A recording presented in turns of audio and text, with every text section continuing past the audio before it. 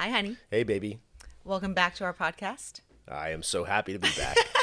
Every time that you say that, it makes me want to go, thank you for having me. But then I remember that it's also... I guess, yeah, I can say it's my podcast. Yeah, Welcome to my podcast. Maybe I'm just the guest. That works. Like I'm fine with that. Everyday guest. This way it's just not just me talking every single episode. Every single moment, every single episode, every single walk. Every single everything. I just won't shut the hell up. But it's enjoyable. Oh, I know. It's enjoyable. Why do you think I'm putting it on camera? I don't know. Why are you putting it on camera? Because I think it's enjoyable. I think I'm entertaining. And I think I have a lot to say that the world should hear. All right. All right. Well, it's Sunday. Had a nice little morning. We had a lovely weekend all around. But yeah, today was fantastic. Yeah. We had some dinner with friends on Friday. Uh-huh. Then we went to this incredible breathwork and brunch down in, where were we? South I guess Austin? it was Austin, yeah, down in South Austin It's yesterday like morning. It's like Manchac. It's definitely Austin. I don't know. You know me. I don't know where the hell most things are. But that was absolutely fantastic and tons of fun and really wonderful. And Amazing breathwork.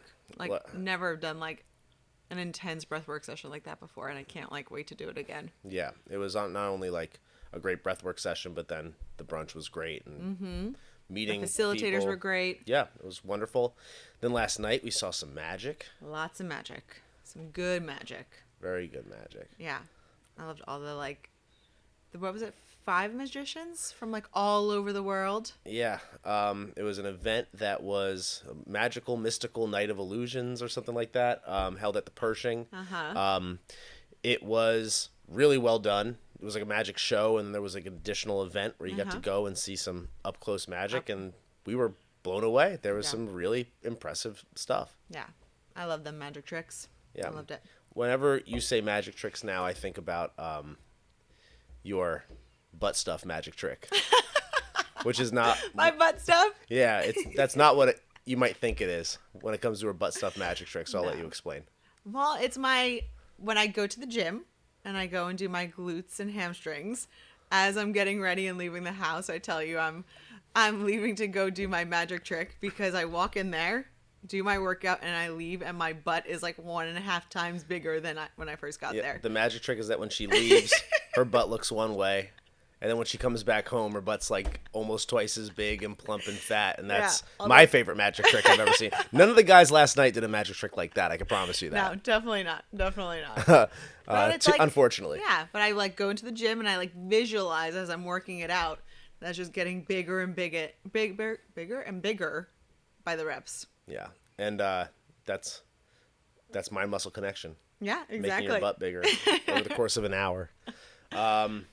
Cool. Yeah, and then today we had the Austin Marathon literally running down our street. We were blocked in for till 2 today. Yeah, so we were outside drinking some coffee, got a little high, and then just cheered on the marathon runners running down the street, dancing to the new Kanye album, and then saw a bunch of people, saw more people than I certainly expected to that we knew. I didn't know we had so many friends that were running the Austin Marathon, but that was a really fun, how long were we out there for? Like probably 2 hours at least. I don't know. I guess because we wanted to get back in. Yeah, close to 2 hours. Yeah. It was a really fun, awesome morning. Then we went for a walk, and now we're here. So it's been an eventful weekend for sure. Yeah. So what do you have on the docket for today? Topic of discussion. We talked about ending the lease with the gym. Talked about possibly selling the houses. And I think now it's 6 weeks in, essentially, of you being your new boss, new job, new career, retired. Yep. So I say we talk about kind of what your 9 to 5 looks like now. What are you doing? Well, it's not 9 to 5. Well, It's like 6 to 11. 6 a.m. to 11 p.m. Correct. Because I am having the time of my life right now. Yeah. I am having so much fun. Every single day is like a wild adventure of so many different things that I've wanted to do for a really long time. So many things that I've thought about for a really long time. And now I'm just executing on all of it. And I am in such a wild state of just creativity and happiness and gratitude and joy. And on top of all of it, interestingly enough, the more that I just do the things that I like, the more positive things seem to like flow back to me. So yeah, my day is not 9 to 5. It is certainly different every single day because there's so many different things that I got my hands in right now. We have our hands in right now. But I mean, I could just like list off the various things, and then you can maybe just like dive into each one in particular, or like ask me questions about each one. But I'll just Yeah. list them off. So I'll start by saying the first is the coaching. That's the number one priority right now is the personal training and coaching, which of course something that I'm starting with a handful of clients. I can't even believe how fast it's taken off to the point where I don't even have time to take on any more clients right now. I'm pretty much packed. So Question. yeah, How'd you get your clients? mainly through referrals. Number one. At this point, almost the majority of them have been through referrals.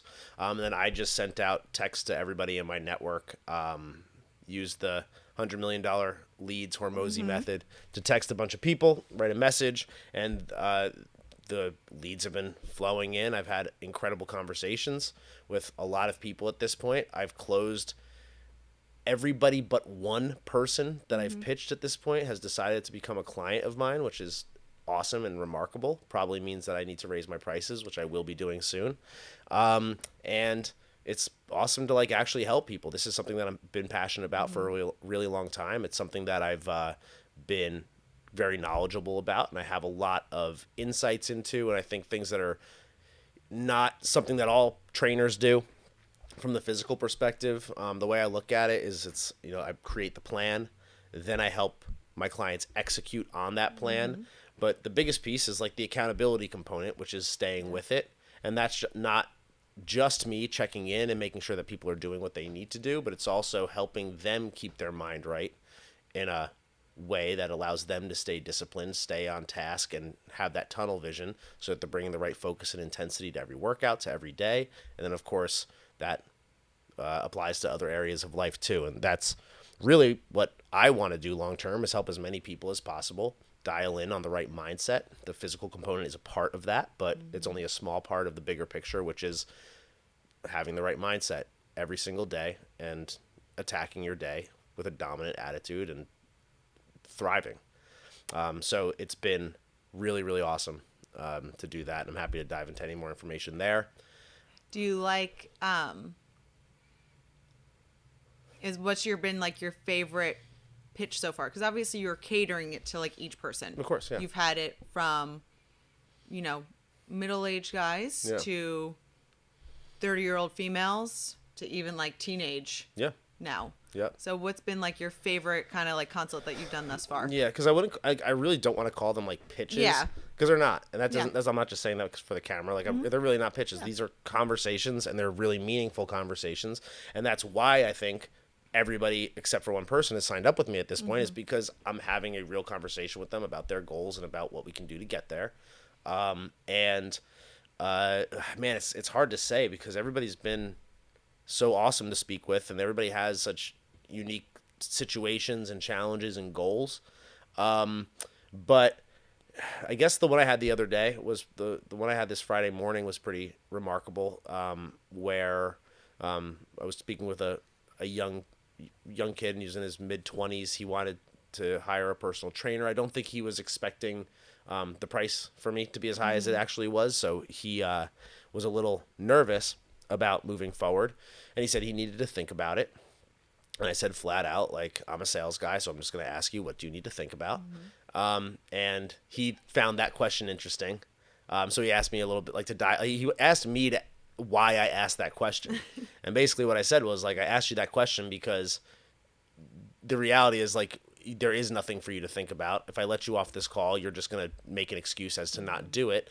And the reason for that is because you've never hired a personal trainer before, so you don't have a process to make a decision of this kind. And that's not something that I can expect you to have. And my job as the personal trainer is to help walk you through that decision-making process. So if you had given me a process, if you had given me something that you actually had to go do to make this decision other than think about it, I would say, okay, like let's dive into that a little bit further.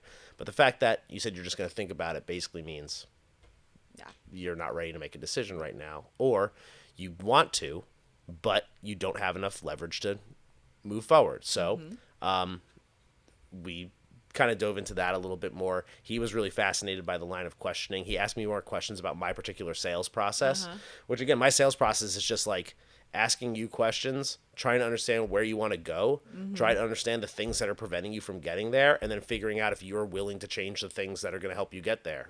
If the answer is yes, you are, well then, okay, let's move forward. If the answer is no, you're not willing to, well then this conversation is over. That's fine. It is what it is.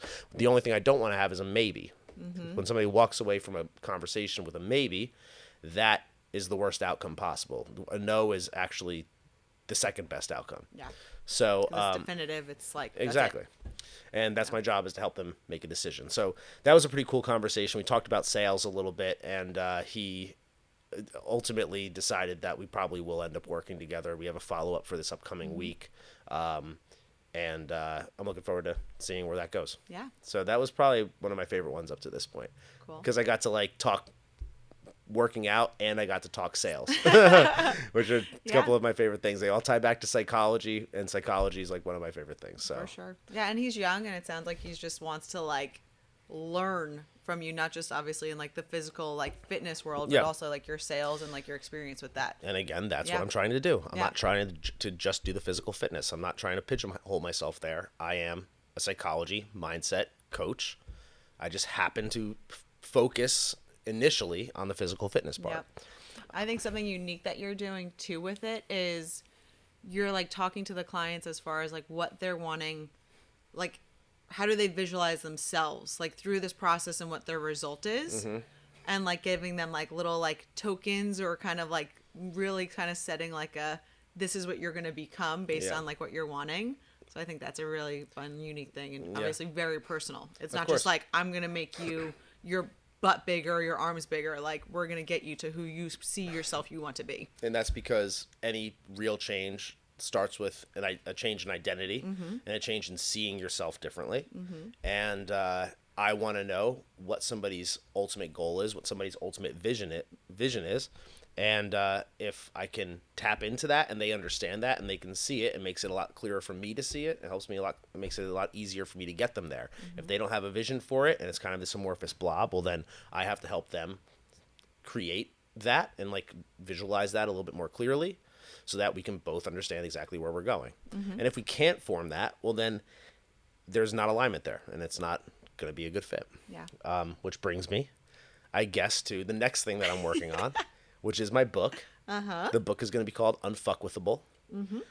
Still working on the subtitle. It's changed a handful of times at this point. But that's the other thing that I'm spending a lot of time on. Just really got into it finally this week after months of trying to find the time. Now I've really made it necessary. I set aside dedicated time for the book. And what the book is about, at least at this point, because it is obviously an ever-evolving process, but the idea is exactly what I was just talking about, which is what discipline is, ultimately, for me, is the action of sticking to your principles. If you have certain principles and you have certain beliefs about yourself and about the world, there's two routes that you can go. You can either live by the thing you say is your principles, or you can do what's often considered like the more practical route. I'm not going to go into details now. Those will be in the book. But you basically are constantly choosing between your principles, or what you say are your principles, and practicality. And if you're not choosing your principles, then those are not your principles. Then practicality is your principle. And practicality is fear-based in every single case. The book is trying to understand what does it mean to be disciplined and what does it take to be disciplined. And you might look at a book like Atomic Habits and say, okay, this is a book that outlines exactly how to more clearly form habits. And I think that there's a lot of awesome information in that book. It is a great book, but it's a great book for people who already have decided that they want to make a habit. And it's a great book for people who already have discipline. Because all that is like a book of systems, a book of systems to put in place in order to create a habit and stick to a habit. And again, that's awesome.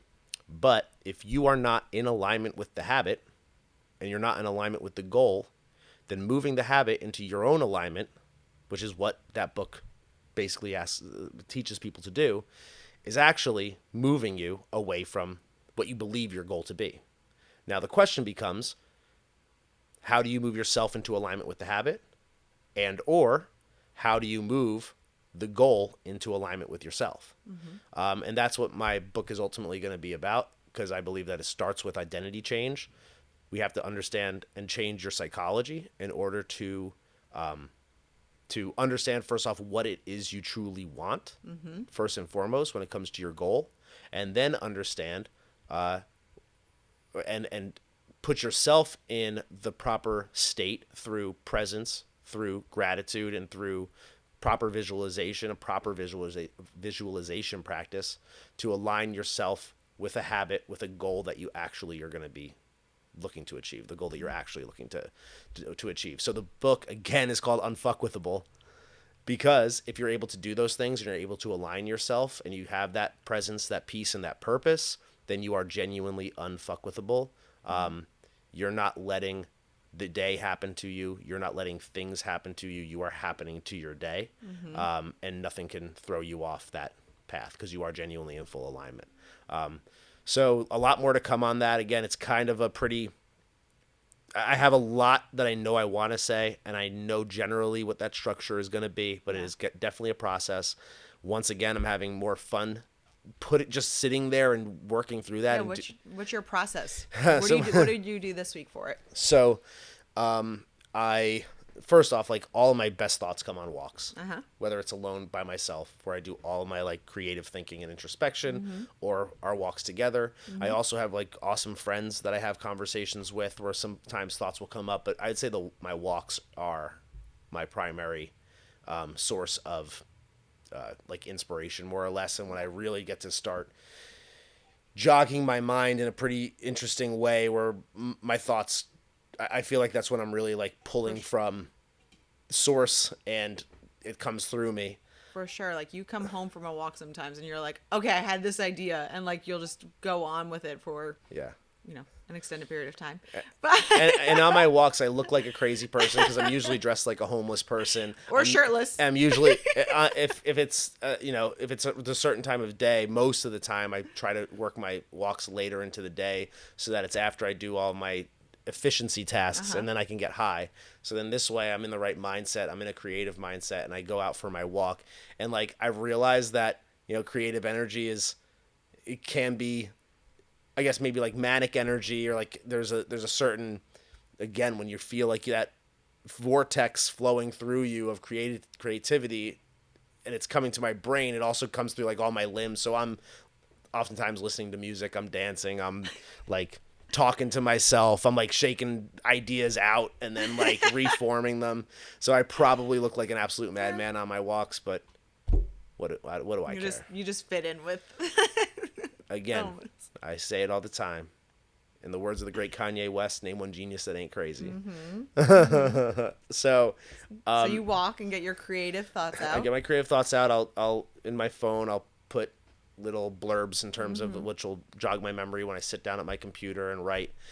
And then those go into another document that kind of fleshes it out a little bit further.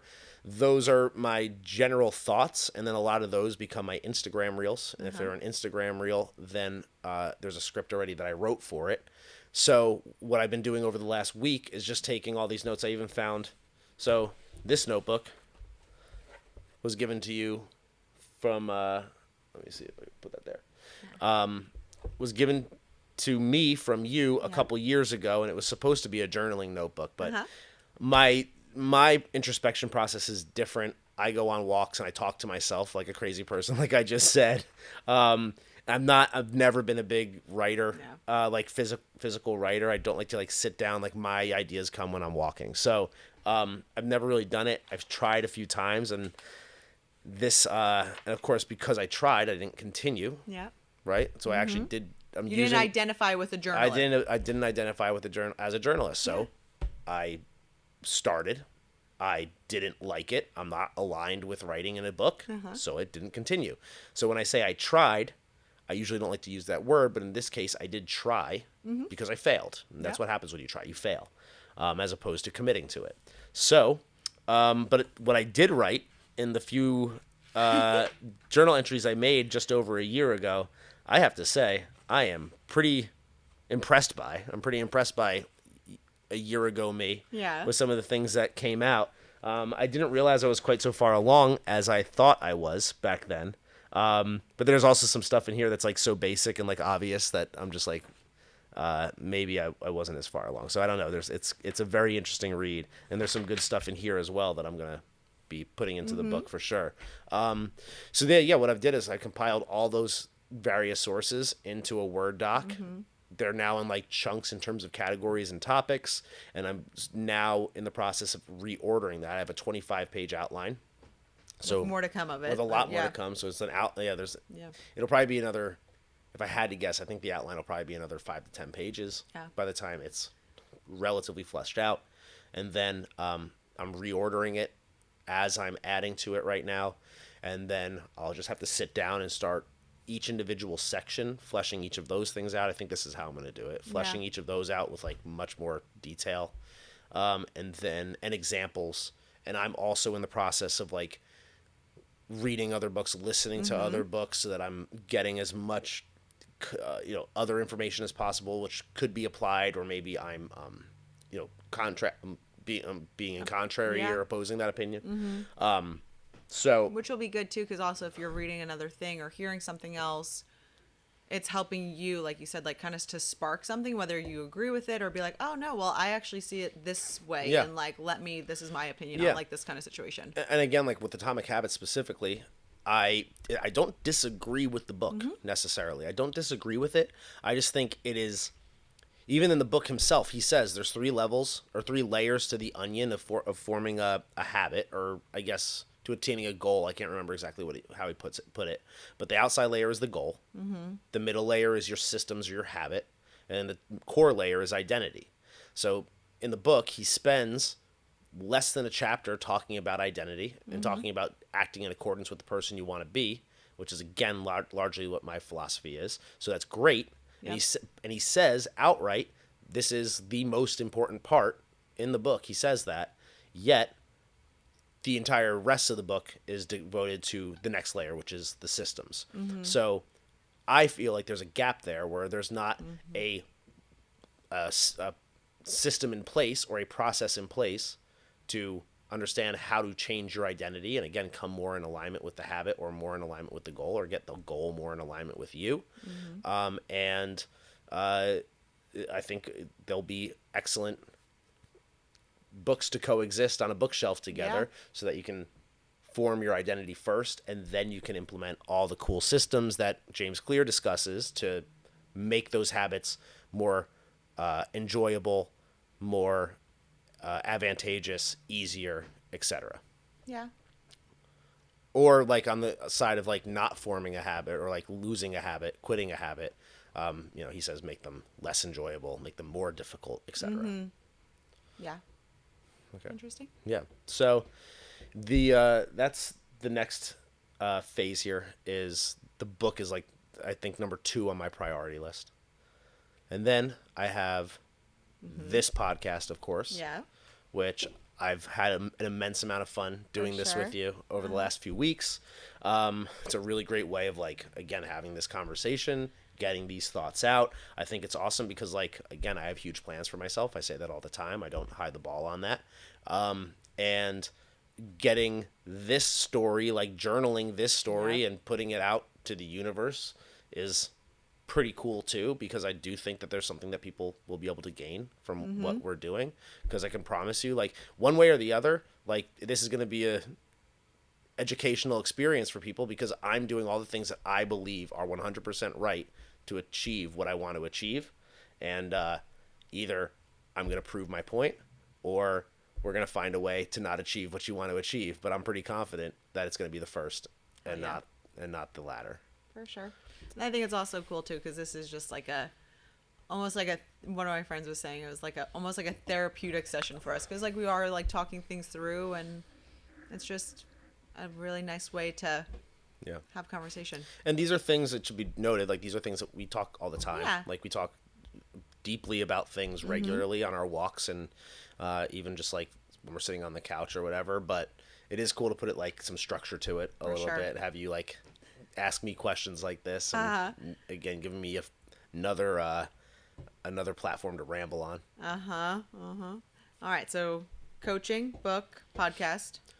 And then of course there's like the Instagram content too, which that's not, I would say, like the top priority. I'd say it's at least 4 on the list of priorities, but like I want to continue to put stuff out that's entertaining or engaging or helpful, that is relevant to all the other things we're doing. I would say like that's the almost like the scraps of everything else that we're doing is like getting thrown onto Instagram as like, and I'm not saying that what we're throwing on Instagram is like junk or scraps or anything. I guess I did just say it's scraps, but I'd say it's not junk, but it is sort of like capturing as much of it as we can, like while it's happening in real time, and then like putting it out there. And of course some of it is produced, like the recipe videos are obviously like produced, and there's some other things that are like, we plan out, but the cool thing is that like a lot of it is kind of just us being us, and like showing like our practices and like what we do and our habits, because they're like who we are, who we identify with, and like what we use as tools to have those that identity. My goal is to like always be the person that I say I am, and like demonstrate it, lead by example, and quite honestly, like doing that kind of stuff on Instagram, like also like it holds me accountable. Yeah, right. It for sure. Makes me have to prove the things that I'm preaching, and I'm practicing what I'm preaching, and again, living by my principles and not living based on practicality, which again is something that I'm thinking about a lot lately. What else do I have? Do we have lots of networking stuff? Tons of networking lots of stuff. meeting people. Lots of meeting people. Again, working on various events, speaking engagements, workshops. There's like tons of opportunities there that are like continuing to be fleshed out that will come with time. Those aren't my priority right now. My priority again is first off just getting outrageous results with my clients, because if I can, there's nothing that's going to like demonstrate that what I do works like me being able to help other people attain their goals, and be happier as a result, and hopefully it continue to spread the word. So that's number one. Then the book is my way of really fleshing out, even for me, my beliefs and my system and the framework by which I think about all of this, so that it makes it more relatable and more accessible and more usable, I guess, by other people. So and that will help me not only offer it to people in terms of like clients and coaching, but offer it to people through the book who just want to read about it, offering it through like the speaking engagements, creating exercises through workshops and other things. Again, the podcast is us journaling our experience, and then Instagram is just sort of like every little bit of it, just kind of like along the way, just like sprinkling it out, like in terms of just a little, almost like a what I was gonna say, like a scrapbook. Like Instagram's like a scrapbook of our life, more or less, which is kind of cool to think about it that way. For sure, I like that way. Yeah, because I mean, it is truly like it is our life. Yeah. So so doing all this, Instagram isn't our life. Well, but our actual life is on Instagram. Right? I'd say. That's probably a better way of putting it. So you're doing all this in a day. Lots going on, lots of things up, balls in the air. How do you stay so disciplined, or like how do you structure your day to make sure you're giving time to your outline, you're giving time to your clients, you're doing your proposals, you're like following up? So when it comes to staying disciplined, again, that's going to be in the book, and I don't want to spend the entire podcast talking about the book. Everybody knows I meditate. Everybody knows I'm big on gratitude. I've talked about the visualization component as well. So those are all the things that keep my mind right. The walking, the introspection, those are a topic probably for another day, and that's how I stay disciplined. And what I'll also say is that on top of all of this, like, as I mentioned, I am doing things now that I've always wanted to do. Yeah. That I've thought about for a long time. I am not tied down to answering to anybody at this point. I am in a truly like free state. It's as crazy as it is for me to say. I am devoid of fear at this point. Like I'm genuinely like don't have fear of anything at this point. Like I know that it's all going to work out, and the reason I know it's all going to work out is because I'm being the person that I want to be. Right. Every single day I'm doing every single thing that I need to do, and I know that sounds arrogant, but it's not. Like it's the truth. It's just facts. So and I believe in myself and in the universe enough that if I do all the things that I know I need to do, that everything will work out. And there's something really that like there's a sense of power that comes with that. There's a sense of like purpose that comes with that. There's a sense of responsibility that comes with that. There's a sense of gratitude that comes with that. And I am packed, like I said, from the moment I wake up to the moment I go to sleep. We have a lot of time together, but like we're not sitting on the couch watching TV. And I think that's kind of like the question is like, what is downtime? Downtime, and Jay asked me this last week. Yeah. Jay asked me like, so what are your like guilty pleasures at this point? Or like what does downtime look like for you? Or like what is too much work? And I'm like, I'm having fun, so nothing is work. Yeah. I think something also very interesting.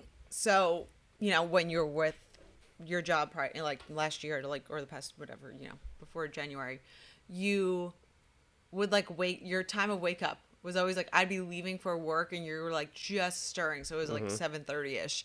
And now, I mean, I set my alarm. I always gave myself like extra time in the morning for work to like meditate and read. And now you're like up before me at like 6, like alarm off, like ready to go. And sometimes you don't even need the alarm. You're just up. I'm waking up before the alarm now, and it's like I'm just getting to my day, and it's because I'm enjoying what I'm doing. My body is rested. My body is strong as hell. I have more energy than I've ever had before. I'm going on multiple walks a day. I'm working out harder than I have before. I'm working out with other people on top of my regular workouts, and we're not going to bed earlier. No, we're not going to bed because we're working sometimes super late. Yeah. I'm going to bed at the same time I've been going to bed, like 11:30ish most days, probably somewhere like that. So I'm sleeping for like, 6 hours, 6.5 hours. And I feel amazing. I feel incredible. And I'm getting at my day. I'm attacking the day. There is no downtime, but like downtime is wasted time. And I think downtime is time. I'm sorry, not my point is like downtime is time to recharge. Yeah. And if you're doing things you don't like to do, then it drains your energy. That's exactly what I was going to say. Like you're waking up and like you're attacking your day because you're doing something that like you truly are passionate about. It's your purpose. You're like you said earlier, like this is stuff you've always been wanting to do, and like you're finally doing it. And so you just have a drive for it. And like you want to do everything you possibly can in your waking hours to achieve your goals. Yep. And a very, very important piece of this, and for the longest time, people would be like, oh, where's your to-do list? But you have talked about it before and like shown it on Instagram. Like you go through and like you map out your to-do list. Yeah. And that is so important because like when I'm waking up, this is what I have to do. This is priority number 1 for the day, and go through. So maybe this makes sense. So maybe I'm starting with the identity stuff. When the identity stuff is like, I have this purpose. I'm really fulfilled with it. It is the stuff I'm doing is filling my cup. So when I'm working 16 hours a day, when I say working, I mean I'm doing things. Yeah. It doesn't feel like work. It all feels like fun. Every conversation I'm having, I leave fuller. Every meeting I have, I leave fuller. Every task that I do, it's filling my cup up, and it just makes me have so much more to give to other people that like I'm getting to bed, I'm waking up, I'm popping out of bed, and I'm like getting after it again. And I think that to a lot of people that sounds crazy, or like somebody might be sitting there going like, well, it's easy for you to say, or I wish I had that kind of energy, or this, that, or the other thing. But what I'm saying to you is that if you find presence through meditation, it removes your emotional impulses. You know what you're thinking and feeling, and what thought, or I should say, what thoughts and feelings are going through your mind, and you can look at them from a third party perspective. So that's your first way of like controlling your impulses, first and foremost. Secondly, through gratitude, and by understanding that if you're looking at everything as a blessing and as something to be grateful for, then it shifts your perspective. So you're not looking at things negatively. You're looking at them for like what good they bring to you. Yep. And then on top of that, through the visualization and manifestation practice that I detail in the book, you're also you're gaining more insight and understanding of what you're actually looking for. And if you do those things, then it will allow you to have more purpose. It will allow you to have more peace, and it will allow you to have more presence. And with that comes energy. And then again, if you act in accordance with your principles and not in accordance with practicality, which is fear-based, all of your principles, you have to act in accordance with all of them, with that mindset, then the life you want unfolds before you. And that is what I have found for quite some time now. And that's what I'm doing. And that is why I am so overflowing with love and gratitude and happiness right now at this point in my life. And we mentioned the other day that I mentioned to you the other day on Friday night, I was like, I almost feel like I'm going crazy because I'm forgetting like what fear even is to a certain extent. I don't have room for it. I don't have time for it. The second that like something even like remotely from a million miles away starts to resemble fear to me, whether it's in myself or whether it's in like somebody around me, for example, it's like so repulsive that I can't begin to identify with it. I just won't allow myself to identify with it. And that is obviously something that feels weird to me even. For sure. It feels really weird to me. And for me to see it from like an outsider, from where we were back in whenever we were going through figuring out what we were doing with the gym and the lease and everything, and like we talked about it, like how you had like true like pains in your like gut and like your stomach, like you truly had like major fear at that point. And so to now see you now, and like it's like every decision that like we're making and that you're coming up with like these ideas and all of this, like it just all seems so right, and there's no fear behind it. Nope. It's all like the right moves, all the right decisions, because it's just there. That's because fear drains you. Yeah. And love fills you up. So if you just do things with love, then you're going to be happier, you're going to have more energy, and you're going to be full. And that's not to say that I'm not going to feel fear at a certain point. Of course I will. I'm sure I will. And what I can say is that when the time comes, I can't wait to see how I react to it. Yeah. I'm genuinely like, because the reality is I know how I'm going to react to it. I'm going to fucking kill it. I'm going to destroy the fear. Like, it's going to happen. It'll show up, and I'm going to destroy it. The question is like, how aggressively, how fast will I squash it? And how many, the real question is not will I feel fear, but will I allow it to impact my decision making? And the question is no, I will never allow it to impact my decision making. Will I feel fear? Yes. Will I allow it to impact my decision making? No. Yeah. And that's really all you can ask of yourself. Yeah. So that is like where things are with me right now. And I literally, so the other night, again, I'm dancing. I'm going for walks like dancing, looking like a crazy person, like a true crazy person. My hair's all over the place. This morning we were out in our front yard dancing while the marathon goers were going by. Like, I don't give a fuck about any of it. because We were a good time. we were People great. loving Everybody it. loved it. Of course they did. Yeah. Why wouldn't they? Like, we were having fun. We were Cheering showing them love. on. You were cheering them on. Yeah. And but there is a part of me that, and that's the fear part of me is coming back and going like, you mean you're not afraid that you're not afraid? It's like it's like my brain going like, shouldn't you be a little afraid that you're not afraid?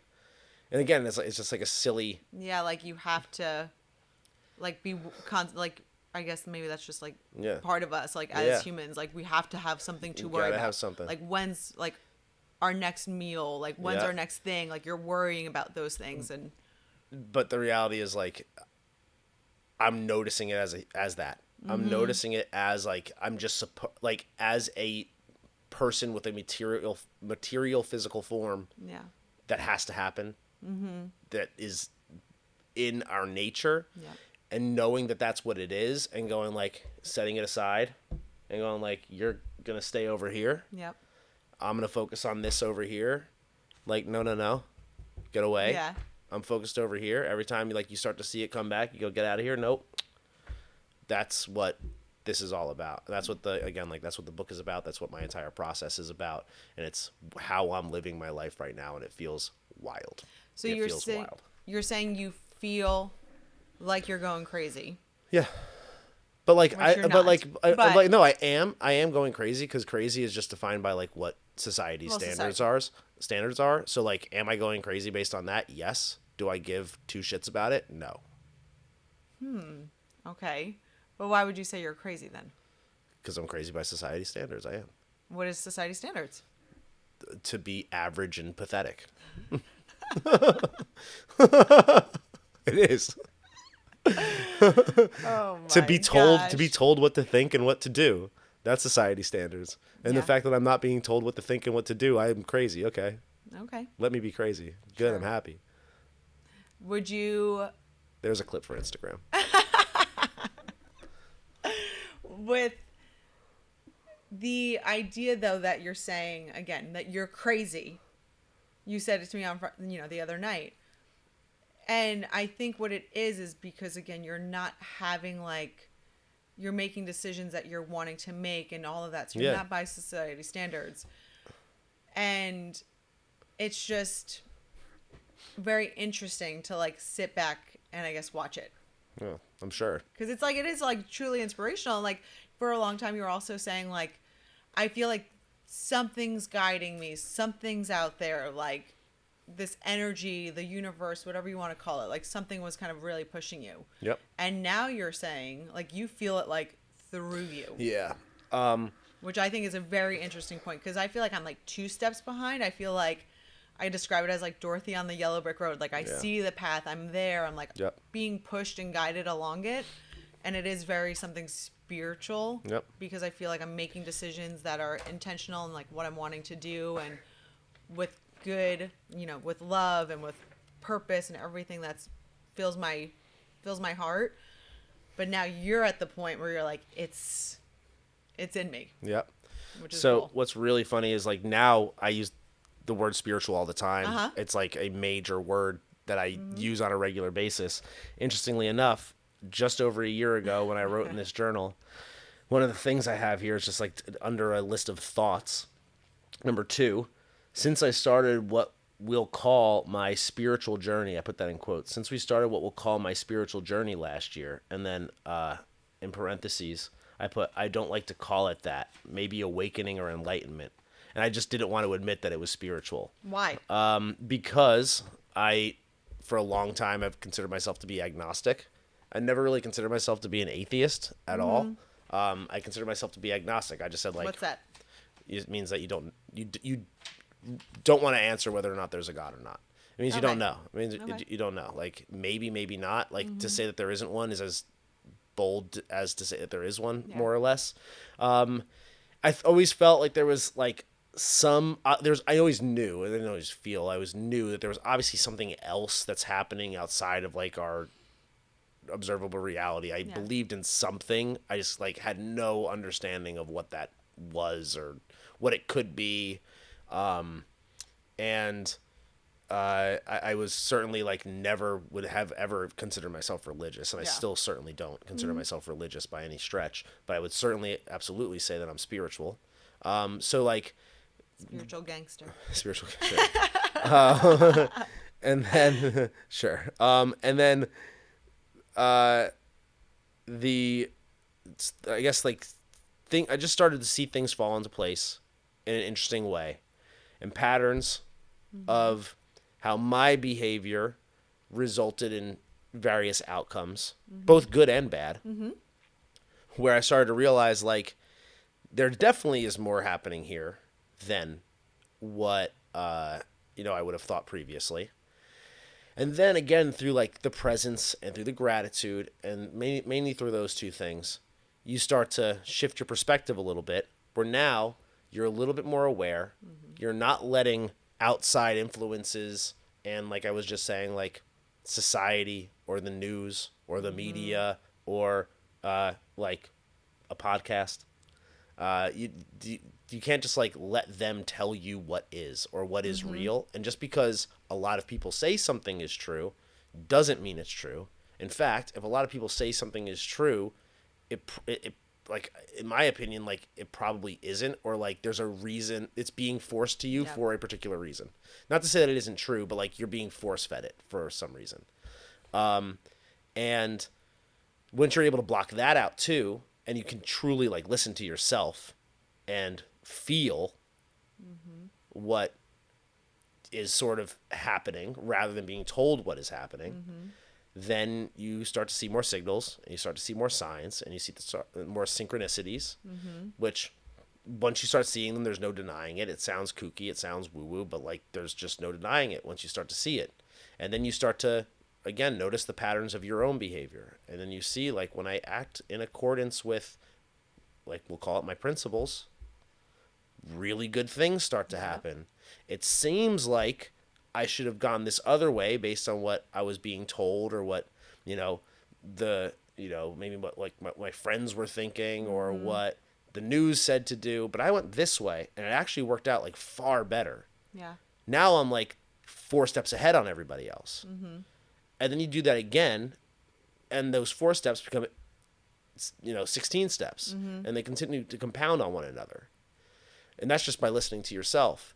And then at a certain point, as you kind of limit your fear and you feel more love flowing through you, so like, I guess by doing that, you start to put fear aside more and more and more because you're like, that thing has never served me. That fear is not serving me. It's like this other guiding light is serving me. And again, I'll call it a guiding light. Yeah. To use like spiritual terms. And you're saying it's yourself, like you're going with what you're feeling. Yeah, well, that's how it starts. Yeah. It's like just with your feeling, with your gut kind of. Which again was like what I was calling it for a long time, like going with my gut. And like this fear thing isn't serving me. I'm just going to keep going on this path and it keeps getting better and better and better and better. And at a certain point you realize like that thing that is guiding me is actually something that is not only in me, but it's also in all these signals that I'm seeing. And those things are all connected to me. Do you have an example of like... I mean, not off the top of my head right now. I wish I could think of one. I'm just going to I'm not going to give a good example right now. I won't be able to tell a good story about that, but I should probably think of one. Yeah. But then as that continues to happen, then you realize like, oh, and then there's like even more happen. Like it just becomes more and more apparent over time. And so for a while it was kind of like, okay, I was being guided by this thing. Yeah. And then it was kind of like, or it was at first it's kind of like this thing is kind of watching over me a little bit. And then it's like I'm being guided by it. And then it's like this thing is like kind of next to me from time to time. I can like feel it like right here with me a little bit more. And then it becomes like it's always here with me. It's like always like present, like ever present. And now I'm at a point where I don't think it's just present. Like I feel it like in me, and not just in me. I feel it like flowing through me and out of me.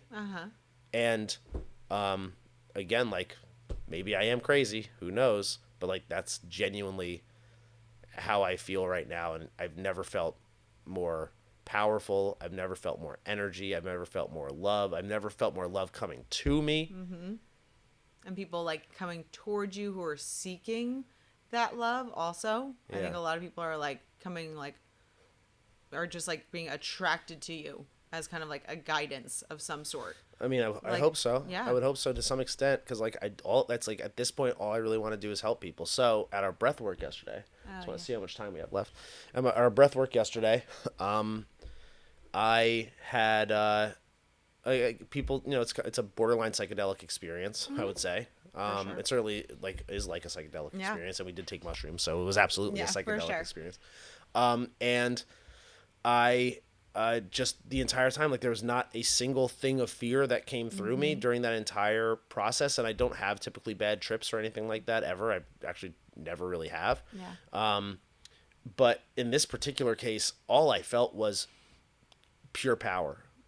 I felt like the universe was telling me like that I am outrageously powerful, that I wield an immense amount of power, that I have to use it responsibly, that I have to stay focused and on task, and that what I was thinking the previous night, that maybe I was going crazy, that I have to just let that go. That just can't even enter my mind anymore. That I 'Cause just have to go with this path. Yeah, because that's a fear thought for you to Yep. say I'm crazy. Yeah, it's a fear-based mindset. It absolutely is, and I'm not going to allow for that. So that was a really, really powerful, I guess, like again, like psychedelic experience or whatever, because it basically told me like you're on the right path.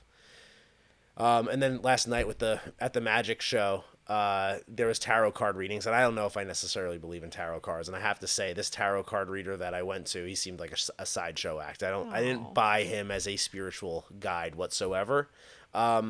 But we did get served some cards, and one of the things that was my challenge, it was the Young King card, and the Young King card is a king who's destined for the throne, destined for the crown. I think he already has the crown. He has the throne. But it's like oversized for him. Like it's like off Yeah, kilter. because he hasn't essentially. grown. He hasn't grown Yeah. into the crown yet, and his I think what he was saying is that his ego gets in his way, and in case you haven't been able to tell over the last 53 minutes, I do tend to think very highly of myself, and I don't shy away from that. I do Yeah. think highly of myself. I have no reason not to. Yeah. And that's just again a fact. But that does. I'm allowed to think highly of myself. I'm allowed to have a lot of belief in myself. I'm allowed to be proud of myself. What I Because you can't, identify as that. because I identify as that. Yeah. But ego is different from being proud of yourself. There's a difference, and when ego is when you start to hurt other people or look down at other people, and you're starting to like worry about like protecting yourself or protecting your identity or protecting your like the way you're perceived. Yeah. For example. So that's kind of what I know what I need to keep an eye out for. The fear thing, I think I have handled. The ego thing is the thing that I need to make sure I keep. I have a good grip on it right now, I think. Yeah, I mean, I think so because you're doing everything you're doing, and like, yes, you're speaking highly of yourself, and you should like positive talk and positive affirmations is like part of it, and so I don't think you're not doing anything though that's like hurting anyone. Of course, definitely not. So like, you're not to like get ahead. You're not gonna like step on someone. Yeah. And I think that's again where ego like comes into play. Well, like for example, earlier when I said, like you said, what did you say? What is By what, the crazy? Yeah, what do you mean by like what is society standards? And I Yeah. said to be average and pathetic. Yeah. And like, is that ego? Maybe I'm right. Maybe Yeah. I shouldn't be saying it. I don't know. I think that's the moment where like Yeah. I'm like, I believe it 100%. I would defend it. Do I need to say it? You asked me. Yeah. So I said it, but mean- like I don't know if I'm proud that I said it. Like if I I'm mean, being there real. can only be one, main line of the pride. Yeah. That's what I kinda- Yeah, but still, I still want a pride. You Yeah, still have to have for a pride. sure. Absolutely. But what was interesting about the tarot cards is then, so your obstacle is Young King, but then your resolution was the death card, which also means like change Rebirth. and rebirth. Yeah, I know. So. But again, I didn't need the tarot cards to tell me that. I could have read my own tarot cards. I knew what the challenge was, and I knew what the outcome is. So, and again, is that ego? I don't think. I mean, maybe, but Confidence. listen, I'd rather be confident than not. For sure. Right? Oops. So then, what else? Was there anything else that we wanted to cover? We got 5 minutes left. I don't know. Anything you have? I'll say this really quick with 5 minutes left. I'll talk Okay. about because you asked me like how I structure my day. Yeah. And how I structure like my plan. So I think this is kind of useful. Getting away from the spiritual stuff and away from the woo-woo stuff and talking about love and fear and being crazy. And let's put some concrete plans into action here and figure out how we come up with a life plan. I have one document. This is the mother document. It's called the MAP, my Massive Action Plan. This outlines in my life all the things that I am looking to accomplish over the next, I would say probably like 3 years. So what I have on there is like coaching, I have podcast, I have book, I have skills that I want to learn, I have vacations that I want to go on, I have things that I want to accomplish, and hobbies that I want to take up. Yeah. Everything that I can think of, and this for our families, for the two of us, not just for me. Everything's listed out with headings, and then I have what needs to be accomplished in order to get there for each thing. And those are usually like individual like projects or tasks. Then that's like the guiding star, the North Star in terms of what we want and how we know to get there. Then I have my next list, which is my priority projects list. So because the Massive Action Plan is more long-term, my priority projects list is more, I would say, medium-term. And those are all the things that are on that Massive Action Plan that are the top priorities. Which projects do I need to be doing, let's say, over the next several months, probably 2 to 3 months, to keep the ball rolling on everything that's in the big list. So that's my priority projects list. And then every week I have my to-do list, which is laid out Monday through Sunday. And I have my regular occurring weekly tasks and meetings and stuff. Watering the plants, taking care of the backyard. Meditating, my jaw exercising, my breathing exercises, my neck exercises. All of that is on the to-do list. So that's my weekly activities and daily activities. And then I take the stuff from the priority projects list and I move those, like maybe if there's 15 priority projects on that list at any given time, I'll take probably 2 or 3, maybe probably 2 or 3 from that list, and I'll find time to perform those throughout the course of the week. So now I'm keeping things moving, like from the MAP, the Massive Action Plan, to the priority projects list, to my weekly to-do list. And again, if something's on that to-do list, it's getting done. Yep. So Yeah, you do not like when you have to move something to either another day or the following week, or we don't get to it by the end of the day, because like it's on there, it's getting done. it's getting done. Yeah. And that's how I structure that. And then I also have my calendar, which allows me to keep like recurring reminders on a calendar. It allows me to see when my meetings are. Yep. So my to-do list and my calendar are what I'm using day to day. Weekly, I'm going to the priority projects list. And I also look at that map probably once a week, once every couple weeks, and just make sure that if I have to add anything to that, it goes up there. If I have to like reprioritize things, it will be reprioritized on the map. And then I move things from the map to the priority projects list, and from the priority projects list to the to-do list. And I think something really important, and I probably feel like a lot of entrepreneurs, like in the beginning, early phases, do make this mistake. Like your month of January, you just completely booked yourself back to back. You had so many things on the to-do list, so many projects you wanted to get done. And then all of a sudden, like one day, like something ran over that you completely had to reshift your day. I don't know if anybody can see. That's my calendar. Don't screenshot that. I'm going to have to block that out. But my calendar is absolutely packed. But it was, I feel like, even worse because you didn't, like, you said, like, going into February, like, you had to reassess your calendar, figure out the block schedule, making sure you had the right time. And I feel like now, like this past month or past 2 weeks or whatever we are in February, it's been much better that like you are accomplishing like your daily tasks Yeah. because you're not like overloading, and we're Yeah. still meeting people, going and doing stuff, Yeah. having like fun. It's not just like work, work, work. I've work. I've done more in terms of meetings over Mm-hmm. the last couple months. Oh, so at first I was trying to do as many things on my to-do list as possible, and like keep my to-do list at the level that it was at in terms of overall volume of tasks. And I was trying to add meetings on top Mm-hmm. of it, and with all these consultations and in-person workout sessions and all this other stuff, it started to fill up really quickly. Yeah. So what I did recently is I'm keeping the meetings because the meetings they're networking, it's Yeah. business, it's money coming in, it's helping people. So those are important.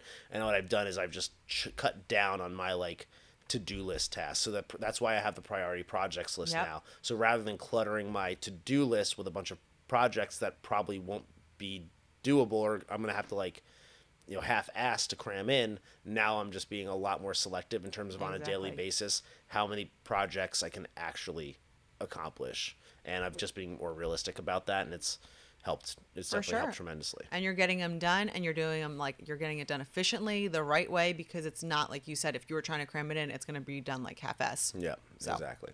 yeah. So that is both, again, going back to the identity part, what I'm doing to maintain the right proper mindset, and then that map priority projects to dos. That's the system stuff. That's the atomic habits. Mm-hmm. Or at least my version of my atomic habits. I think we are at time. All right. Well, thank you for joining me on our podcast. Yeah, thank you for preparing the questions. We still have to come up with a name, so that'll happen soon. I don't know.